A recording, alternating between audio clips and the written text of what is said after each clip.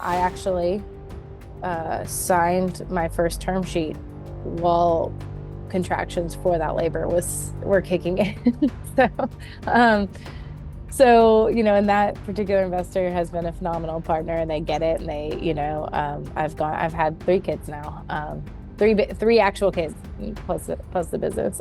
So like they get it, and they didn't see that as a threat or a weakness, to my ability to run the company. So it's about finding the right fit. Um, but you just have to, you know, kiss a lot of frogs first. Welcome to Women and Work, the show where we take an inside look at how women are overcoming our own unique challenges as we grow our careers or build a business while nurturing relationships and family. I'm Diane Mocha, founder and CEO of Mom Sub, the childcare app that connects you to a substitute mom. And I want you to know that work can fit your life. Each week, we meet a woman who has done that. And today I'm with Abbey Donnell. She is the founder and CEO of Work and. Work and powers and protects workplace wellness rooms from lactation to telehealth and helps improve the employee experience while reducing risk for employers. A big mission there. Thanks for being here, Abby. Thank you so much for having me.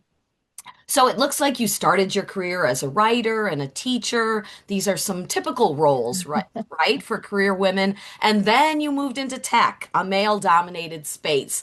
I just watched the movie about Whitney Wolf last night, so we know the landmines associated with women being in tech. And I wonder, through all the different things you've done in your career, what do you think has been the biggest challenge, specifically because you are a woman? Ooh, great question. I would say, we're a venture-backed company, and I would say the specifically because I'm a woman, the hardest part has been fundraising. Um, I think the access to capital for women, it's a much harder road than for men. Yes. And I couldn't agree more. I'm in the process right now for Mom Sub of building around. And, I've been hearing and seeing all about, the less than 3% of funding that goes to women. And, when you confront people about this, sometimes they say, well, there's not very many women in the space, but that's not true as more and more women get involved. I think sometimes the issues that are particular to women are not experienced by men. So even if they can understand them, relating to something because you've actually gone through that is different. Now, of course, fundraising is hard in general. There's a small percent of companies that get funds at all. So, how did you feel that you were not getting what you needed? Was it that the doors weren't opening? Did you even not have access to even get to those doors? Were people listening to pitches and then not wanting to fund this because it's not in the traditional realm of, sort of male-run companies? Because obviously someone's not going to just come out and say, I'm not going to fund you because you're a woman. And so how did you perceive those barriers and how did you overcome them? Yeah, I think it's a mix of the type of questions and sort of screening you have to go through, and the willingness for investors to write a check without proof points versus men. But, I think women have to demonstrate results first, and then people kind of believe it, versus a lot of men are able to raise on the idea and the promise. So I think that's part of it is like, if you look at who's getting funding and at what stages, women have to bootstrap longer and show very specific results before they can get some of the attention that others get just at, with the idea and the napkin. And then I think the other piece, which I learned very early on how to adjust to, is the type of questions. I think and there's a lot of data out there on this, that men are given questions that are aspirational. Well, how are you going to do this, and what is it going to look like this? And women are given questions that are automatically defensive. It's, well, what, it's much more about like defending your position and learning to kind of take the question, pivot the answer so that it's the type of question that the men would get, the more aspirational type of question, and weaving in a lot of data, I think is kind of how I've learned to adjust to it. But at the end of the day, you're still fielding a different type of question. Interesting. I've read that, but to hear you explain it sort of opens my eyes to it and knowing that it's realistic that this is happening. Yeah. Did you find that you could reframe and say, well, of course we've thought of that contingency and we have insurance in place to take care of that. But the more important picture is this will help us in order to scale because we expect to get to, 1 million users or whatever. Like, do you do that and then, data kind of gets you there so that you can keep reframing them, or do you find they keep going back to those kinds of, well, what if type? Yeah, it depends on the investor, honestly. And there's different levels of sophistication, just with anything, but with different types of investors. And I mean, I think sometimes, just even the types of question, like I have certainly got the question of like, well, how much of your time do you actually dedicate to this? I'm like, all of my time. Like I think there's an assumption that it's this sort of a side hustle or hobby. And it's like, no, no, no. This was my first baby. I started this company actually before I had kids. I was pregnant with my first as I was piloting. I got, got this customer on day, I think 5 postpartum. And I literally was like there in person. I was like, oh my God, I have to go meet this potential customer. I'm not going to miss this opportunity. I'm like still in a diaper, putting on like maternity work clothes, and my mom and husband have the baby in the car circling the office building for my 30-minute meeting. So it's like, because that's all I could cobble together for that meeting. But we're like, I've given everything to it. But I think, I get that question. I'm like, I all my time, obviously, like I have a family and I sleep and stuff, but like this is my full focus. And then they'll say, well, but like, give me like, how many hours do you think you get? So there's this like, once again, like They the don't ask belief, men right? that. Exactly. And so just being prepared to kind of answer questions like that you shouldn't have to. Um, but that's what I've found while fundraising.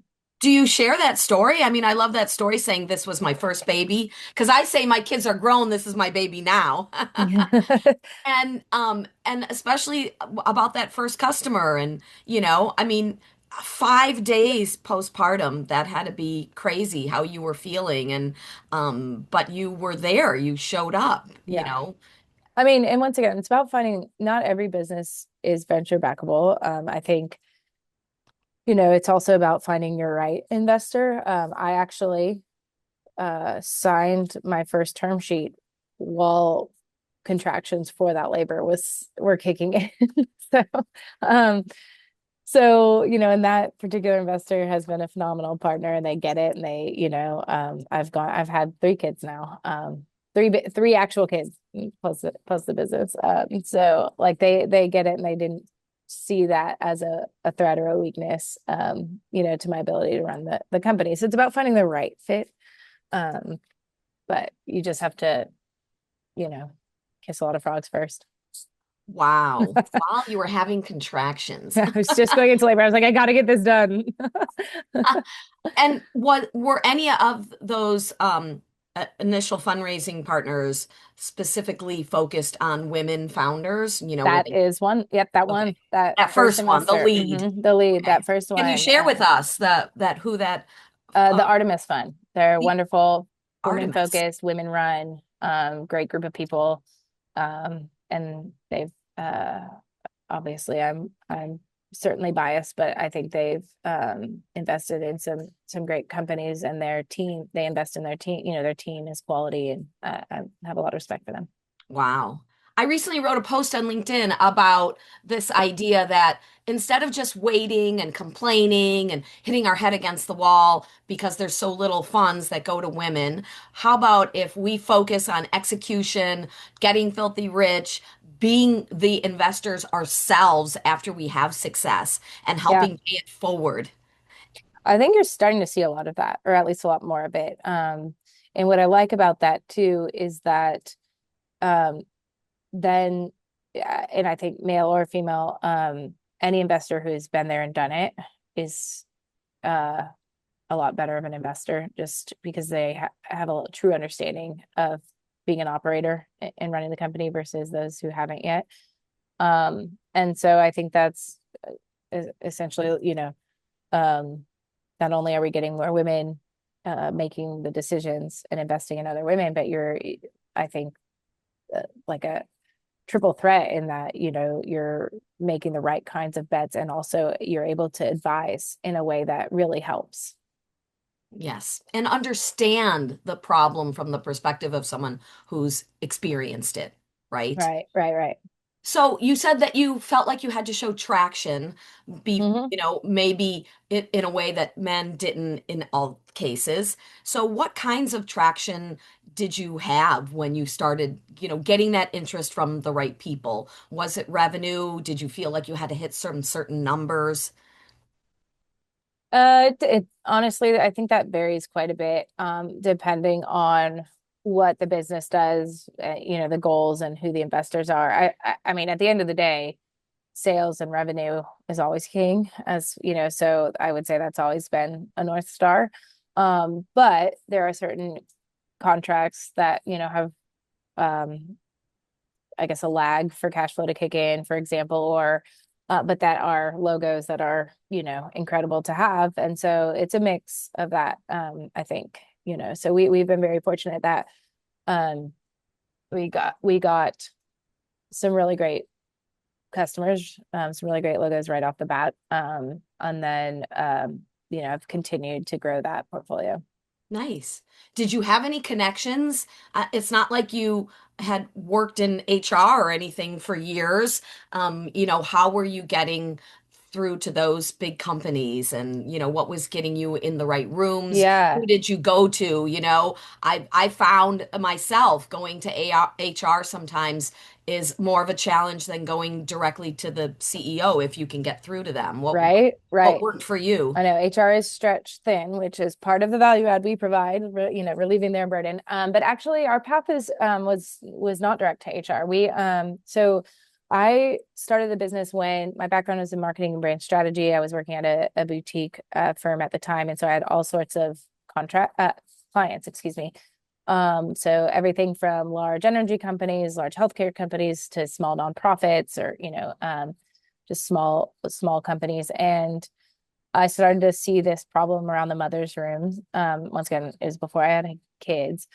But it was like life timing. I was working full time. I was getting my MBA in the evenings at Rice. I had all these clients, all these friends starting to have kids, go back to work, hit this exact same wall or, struggle around the mother's room. And it was just life timing. I think I looked around my own office, open floor plan, glass walls, mostly male coworkers, and the company culture was very supportive. But I was like, physically, there's no way if I want to do this, which I do, would be able to do it. And so one of my clients at the time was a real estate investment company, and so I knew enough about commercial real estate, but in particular office, to be dangerous. I saw how spaces were becoming amenitized, shared conference facilities, shared, fitness facilities. And so I just went and pitched them. I was like, look, you can amenitize the mother's room. You can take this, it's a small footprint. It's a very small space. Every building has some sort of small space they don't know what to do with. And you can create this value add for the entire stack, use it as a leasing tool, but every company in the building gets their compliance check mark and a much better experience for the employees because they can just step out of their office suite, go to this mother's room that has everything, all the equipment, supplies, sanitizing, refrigeration. You're never without a part. You've got the privacy, security, all of that. And so they're like, we love it. Let's go. So we got our start with landlords. And then, other landlords saw it and we started growing like that, which is about the time, as we got those additional contracts, that was about the time we started uh, raising capital. But what the other thing that happened is that all of these big companies that were in these buildings, their employees started using it instead of the small closet that they had in their office. And so those companies started coming to us and saying, hey, how can we do this across the board for our company? But also, you've had such great results. We've proven the impacts and the ROI as far as mothers staying in the workforce, breastfeeding rates, et cetera. Can you do the same thing um, for general wellness that you've done for mothers? Because there's all these other reasons people commandeer the mother's room, right? There's like all of these other needs. And so it was about that time that we rebranded the company because we originally were Work and Mother. We rebranded to Work and because we now solve for all of that. And we started growing with enterprise customers. So sometimes we're brought in through HR, a lot of times it's through facilities or the CFO. Because to your Ah, point, they see the ROI, and it ties together compliance, HR, operation. It kind of ties together so many things that were brought in through any three of those avenues. nice. Was there ever a point when you were working mother that you got pushback from investors, from advisors, from others to say working mother's too niche, Oh yeah. and that you felt that push that maybe was a little bit against you, like, no, we want mother to, I'm just saying this hypothetically, to be in the name because there's too many people that just ignore the challenges of being a working mother. And then did you feel a little disappointment in having to brand bigger, in order to Yeah. placate everyone? Great question. And yes and no. So growing the scope was always part of the plan. When I was doing the original research, and I was talking to all these employers about their mother's rooms, they would come, oh, we have this, it's a multi-purpose wellness room. And they'd take me over there and someone's in there resting because they have a headache, or they're in there taking a call, or there are all these other reasons. So we always knew that in order to serve moms best, we had to also make sure we were addressing all of these other needs that because that's how you could create safe spaces for moms and safe spaces, for all the other wellness. So we always knew that our roadmap would involve more. But the urgent piece was the mother's room, right? And it was also the piece that was really tied up in compliance. And so when we were thinking about the company name, of course, we had all these different discussions and ideas and thoughts. We went with Work and Mother because it was so literal, and people had a misconception that probably still exists today, that when moms go pump, they're getting this break. And we didn't want to like call the mother's room something like fancy or fun or hangouty or whatever, because it would only reinforce that. And we know how hard moms are working at work, especially if they're also pumping. We know that even if you are taking a quote unquote break for 5 minutes to breathe, you are still working double time here, and you are still like showing up 100% at your job and for your kids, and 100% press pumping, etc. So we wanted something just very literal that enabled us to see moms, support moms, solve for compliance, but keep the door open to grow in the future. And that was, so we kept the work in at the beginning, and now we still have Work on Mother under that umbrella, but we also have Work in Wellbeing. Okay, makes sense. So I pumped in a bathroom. Mm-hmm.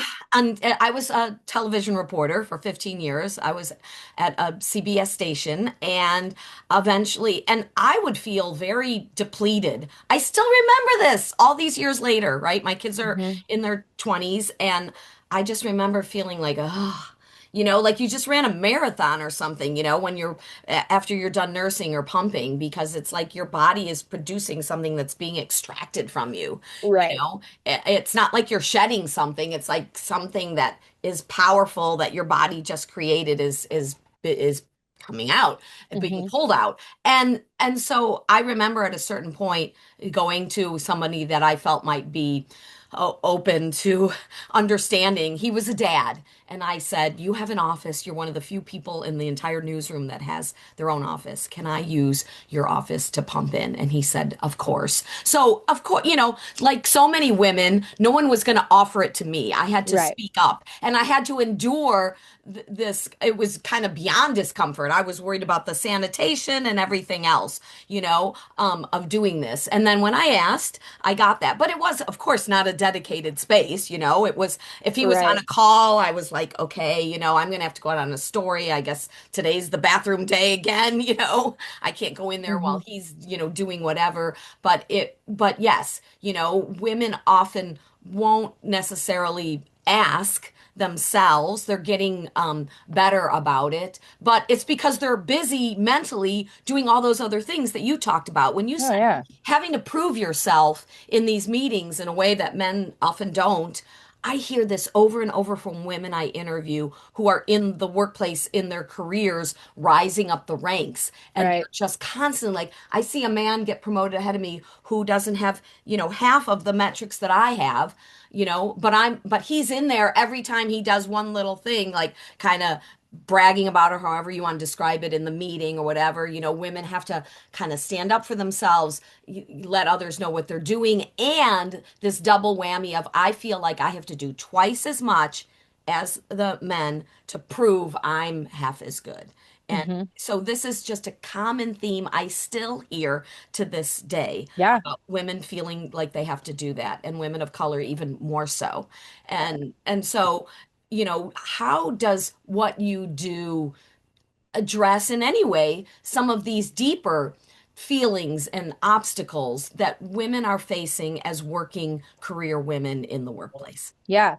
Well, so one of our entire goals with what we're doing is to um, essentially level the playing field in the office for mothers, for women, for all really, because right now, I think to your point, um, there's such this burden on moms to fight for this room or the spaces or the break. Um, and yet no one bats an eye if someone needs to take a call for telehealth or to lay down from a migraine or any other kind of health and wellness needs. So our philosophy when we are working with these companies is that best practice is actually to have two separate rooms, a mother's room and a wellness room. And then our platform helps with all the booking and it's all anonymized. So no one knows, unlike trying to book something on the Outlook calendar, for example, where everyone can see your name and who's going there. Ours is all anonymized. So you can only see when there is availability within these rooms. And then only the person who's booked it is able to open the door at their time. So it really protects not only the privacy, but the safety of everyone. So best practices have two, but if there's only one, then our platform helps prioritize the legal, obligation of preserving the space for the moms, but then it can release, extra space for any other wellness needs. By doing this, by having this as the default and the physical spaces already set up in this manner, then no mom is having to like go champion for anything. They just get to show up for work, just like everyone else. And then for the employer, by configuring it this way and with our platform, they can still make sure the spaces are working, to the max of their ability, like to support everyone. And so our whole goal is to make the built environment and then the digital resources that support people as welcoming to every individual employee as the policies are. Because right now, a lot of these companies, they put policies in place, right? But if you show up to the office, and especially with more and more return to office, pushes, and the physical environment is not actually conducive for a mom to be there or for someone with a health condition to be there, then it doesn't matter how progressive the policies are or how welcoming the policies are, it's not going to work. So we sort of get to bridge this gap and create the physical infrastructure and the digital support resources. Because one other thing we do actually is as people are using the spaces, we're able to match them with digital support resources based on their exact needs. So for a mom who's pumping, if they need a lactation consultant, a virtual lactation consultant, or we have a breastfeeding guide that is specifically tailored to working moms, or mental health resources. Our platform has an AI health concierge. It can check in on you. It can then suggest resources maybe that your company already has and, is covered by insurance. So once again, you're not having to go spend time figuring out, I have this need. What do I do about it? It's just making it so much more efficient. So our whole mission is to have all of that just as a given in the workplace so that everyone can show up. It's a level playing field. And it really sets everyone up for success in both of their roles. Wow. And you know what? They don't have to, as you said, worry about having to champion this themselves because you're their champion, which Exactly. I Which love. is, and it's fun for us, right? Like it's, building a company is so hard, especially you're growing this company, you're growing a family, trying to get a few hours of sleep wherever you can. And then, but to get these testimonials and like, messages of thanks to employees that we've been able to impact is what truly makes us keep going. Why do you think it's important for it to be anonymous? And does the company require you to give them reportable data? And like if somebody is having a migraine every day, is the company ever going to be able to use that metric to say, we're reducing staff and they use that as some means to determine who is going to be reduced? So they're at some level of HR, they can determine uh who's in the room because in case of emergency, for example, but it is not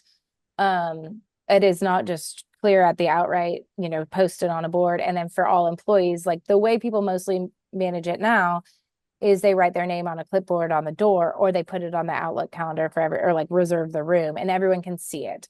So in our platform, to a degree, the employer can see, booking data if they need it, because once again, for safety, that has to be in place.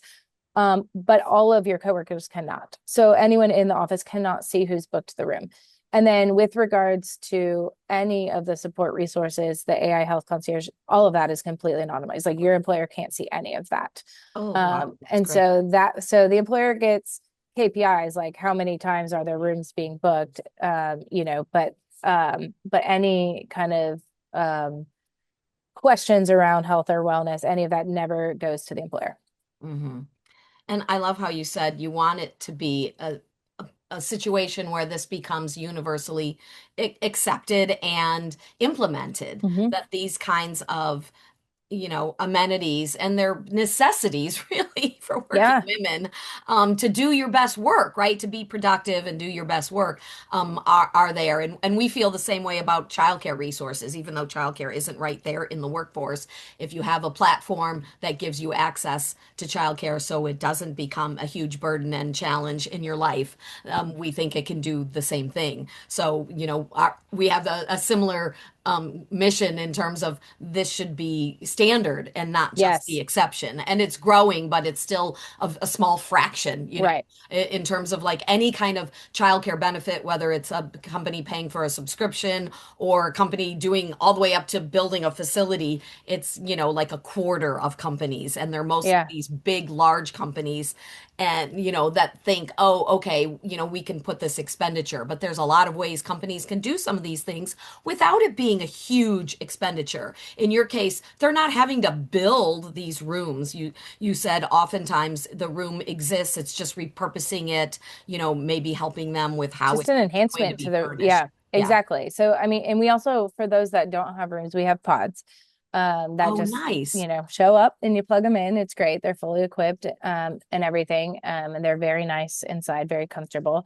And then we also still work with landlords. We're working with some of the nation's top landlords that provide it on a building level.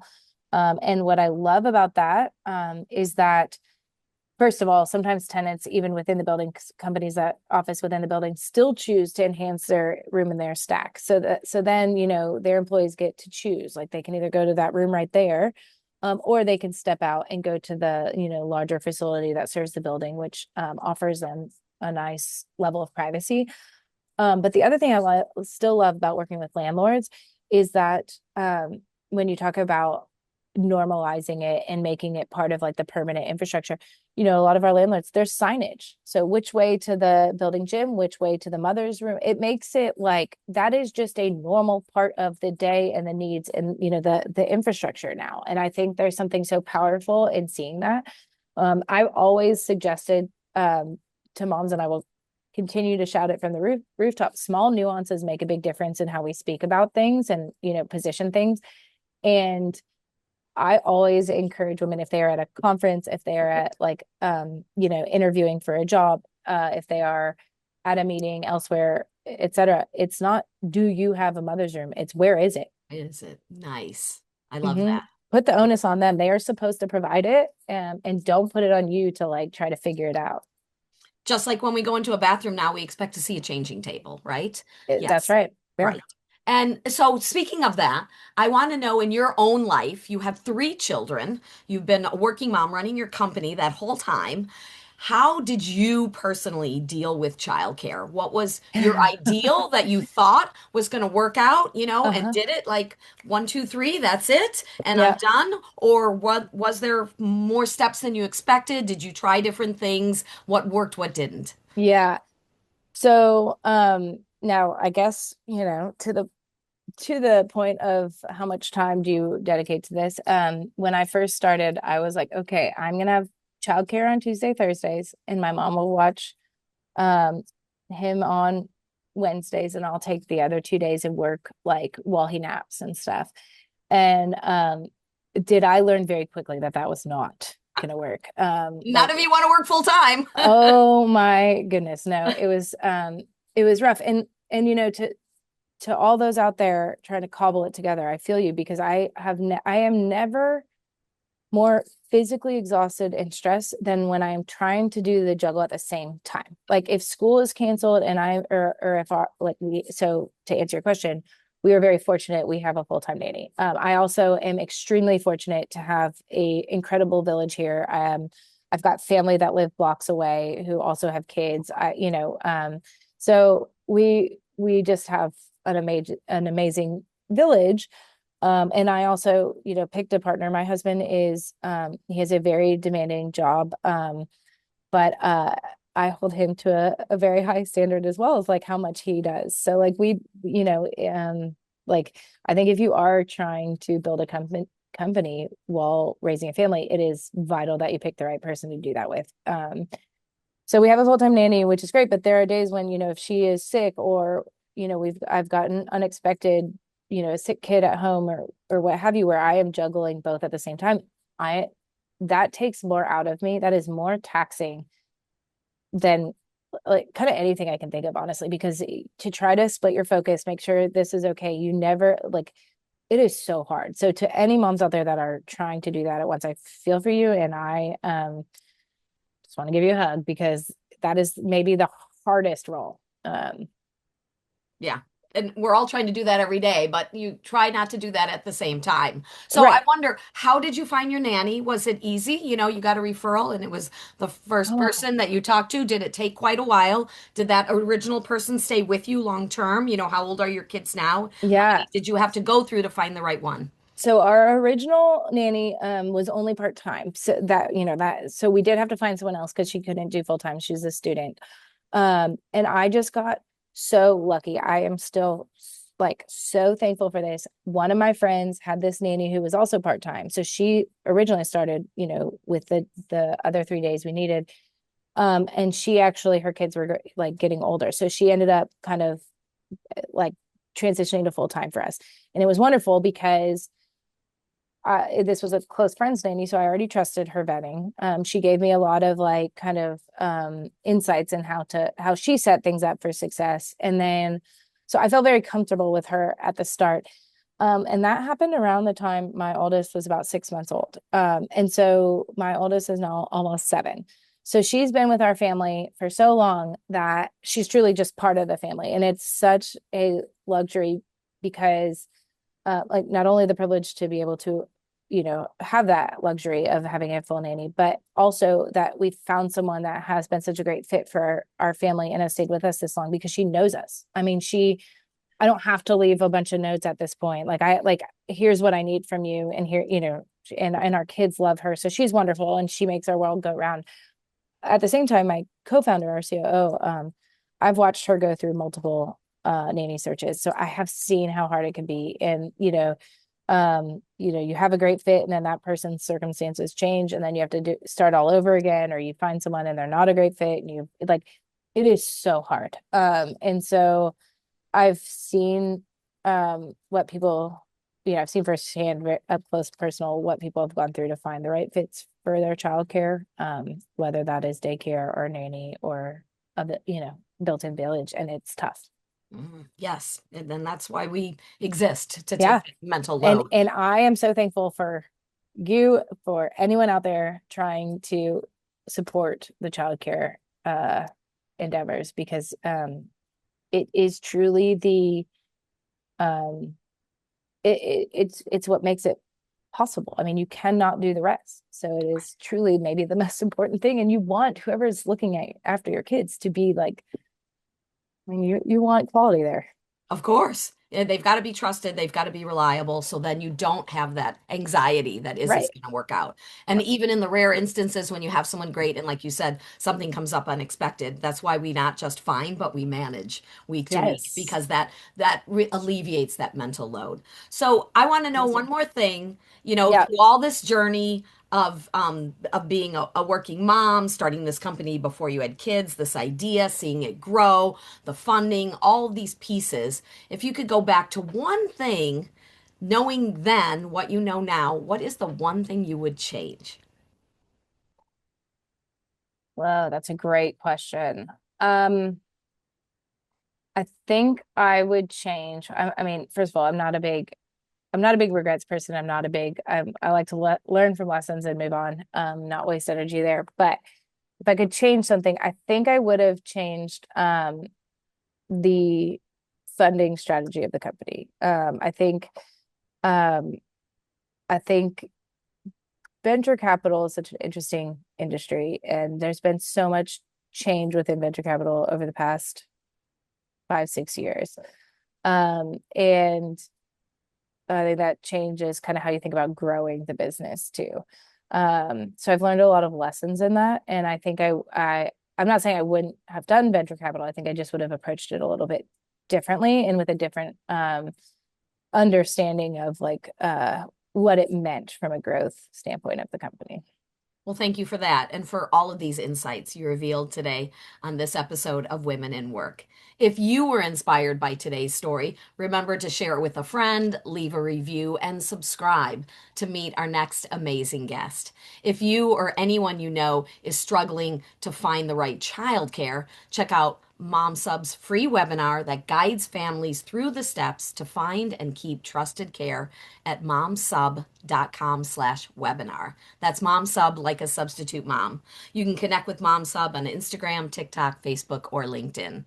Our mission is for you to discover what you want in life, pursue it with intensity, reach out for help when needed, like we do when we seek childcare, and then fulfill your dream, reducing your stress, guilt, and self criticism, and increasing your calm, confidence, and clarity along the way.